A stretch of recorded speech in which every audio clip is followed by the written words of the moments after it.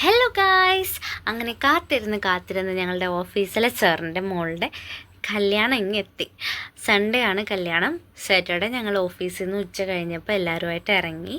ഞാനും സാറും ശാന്തി ചേച്ചിയും ഒക്കെ കൂടെയാണ് പോകുന്നത്. പിന്നെ സാറും സാറിൻ്റെ വൈഫും ഉണ്ടായിരുന്നു. അത് പെറ്റീഷ ചേച്ചിയാണ് കേട്ടോ. ചേച്ചിക്ക് വേറെ ഫംഗ്ഷൻ ഉണ്ടായിരുന്നതുകൊണ്ട് നമ്മുടെ കൂടെ വരാൻ പറ്റിയില്ല. അങ്ങനെ ഞങ്ങൾ ഞങ്ങളുടെ ലഗേജൊക്കെ എടുത്ത് സാറിൻ്റെ ഫ്ലാറ്റിലെത്തി. മാഡത്തിനെയും പിക്ക് ചെയ്ത് പോകാനാണ് പ്ലാൻ ഉണ്ടായിരുന്നത്. അങ്ങനെ ഞങ്ങൾ ഫ്ലാറ്റിലെത്തി കുറച്ച് നേരം അവിടെ ഇരുന്നു.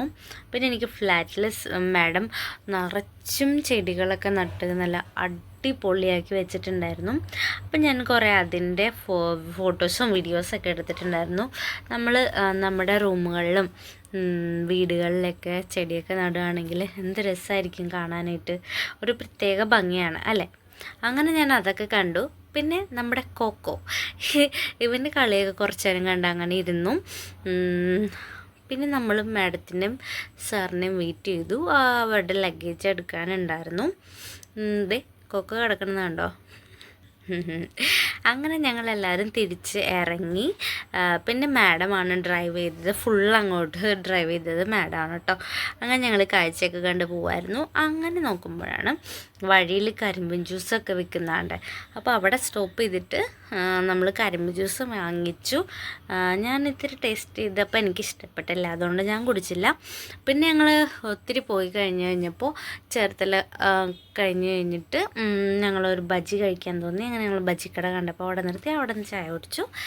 പിന്നെ ഫുള്ളും നല്ല നല്ല കാഴ്ചകളൊക്കെ ആയിരുന്നു. വയലുകളും നല്ല രസമുണ്ടായിരുന്നു കാണാനൊക്കെ. അപ്പോൾ അതൊക്കെ കാഴ്ചകളൊക്കെ കണ്ട് ഞങ്ങളങ്ങനെ അവിടെ എത്തിയിട്ട് ഫ്രഷായി നമ്മൾ കല്യാണ വീട്ടിൽ പോയി.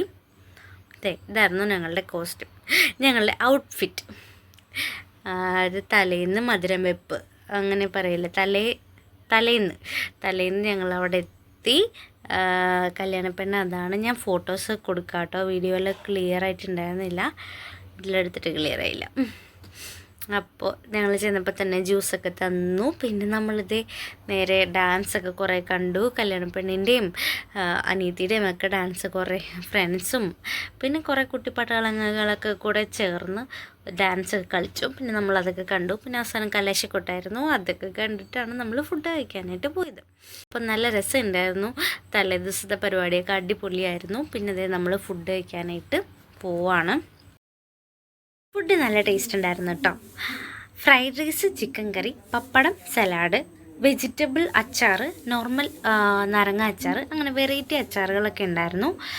പിന്നെ ഐസ്ക്രീമും ഫ്രൂട്ട്സും തമ്മിലുള്ള ഒരു മിക്സ് ഉണ്ടായിരുന്നു. അതും അടിപൊളി ടേസ്റ്റ് ആയിരുന്നു. ഇതായിരുന്നു കേട്ടോ ഡെക്കോർ. നല്ല അടിപൊളിയായിരുന്നു ഡെക്കോറൊക്കെ കാണാനായിട്ട്. അപ്പോൾ ഇതാണ് കേട്ടോ നമ്മുടെ കല്യാണപ്പെണ്ണ്. നമ്മൾ ഒത്തിരി ഫോട്ടോസൊക്കെ എടുത്തു. അങ്ങനെ നമ്മൾ തിരിച്ച് നമ്മുടെ സാറിൻ്റെ വൈഫ് ഹൗസിലായിരുന്നു സ്റ്റേ ഉണ്ടായിരുന്നത്. അപ്പോൾ നമ്മൾ അവിടെ എത്തി, റൂമിലൊക്കെ എത്തി, ഫ്രഷായി.